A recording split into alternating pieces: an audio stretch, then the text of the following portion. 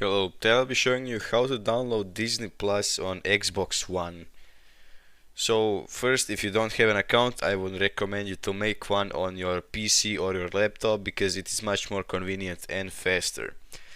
Then, if you don't have the Disney Plus on your Xbox One, you just need to activate your Xbox One console, log in, then click on the home button and press the Y button. That will direct you to the store. Then you just need to search for Disney Plus and click on download. Once it has been downloaded, just log into it and that's it. If you found this video helpful, please leave a like and subscribe.